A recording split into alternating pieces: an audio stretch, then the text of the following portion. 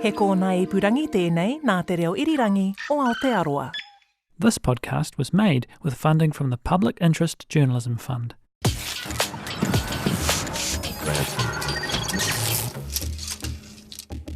Kia ora.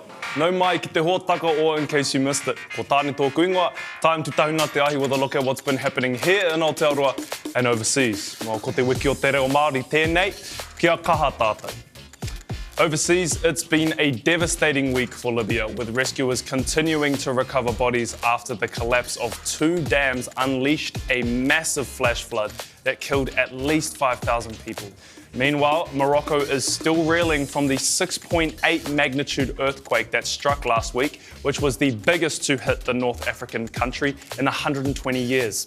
More than 2,000 people were killed, and the toll is expected to rise as rescuers struggle to reach hard-hit remote areas. Our thoughts go out to all of those affected. Now, last week, we featured the National Aims Games for 11 to 13-year-olds in Tauranga. Well, a top prize for golf was taken out by 12-year-old Bailey Tepā-Taro from Tāneatua in only his 4th match of his life. He won with a Stableford score of 87, and on top of that, his team also won gold, even though they had to play on borrowed golf clubs.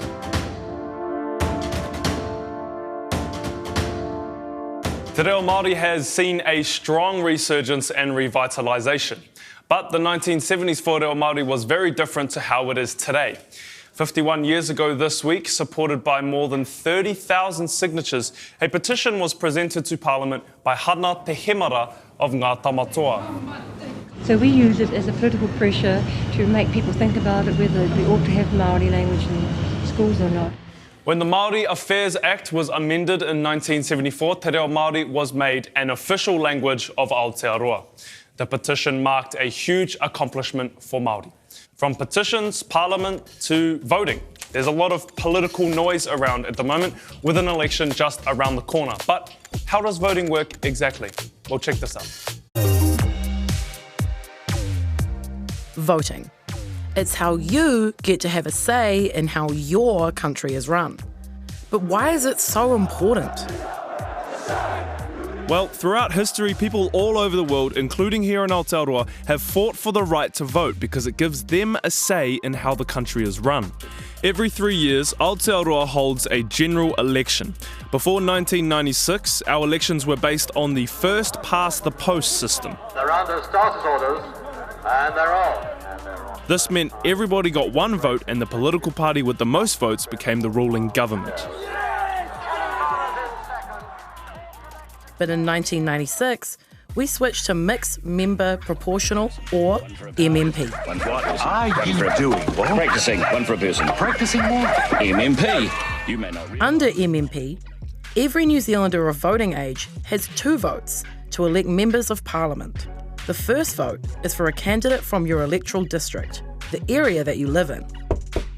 Hello. The second is the party vote, for the political party the voter wants to form the government. New Zealand's Parliament has a single house, the House of Representatives, with enough seats for 120 MPs. The total number of seats a party has is determined by how many people voted for them.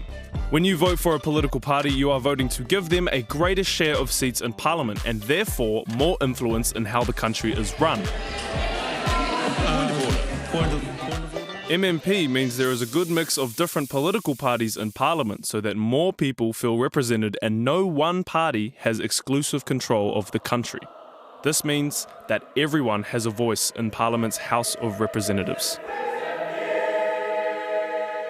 So once you turn 18 and you're finally old enough to vote, make sure you honour all the people that fought for that right.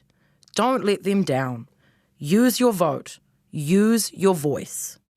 Ai, tautoko.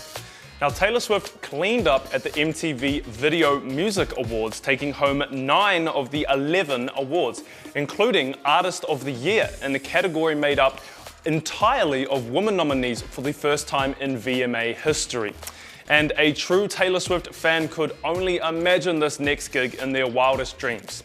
USA Today is advertising for a designated reporter to capture the excitement around Swift's ongoing tour and upcoming album release. Yes, the successful reporter will be expected to give readers an insider's view of Swift's huge tour as it travels around the world. Well, that's in case you missed it for this week. Thank you so much for joining us. Ngā manaakitanga o te wā, noho ora mai. This podcast was made with funding from the Public Interest Journalism Fund.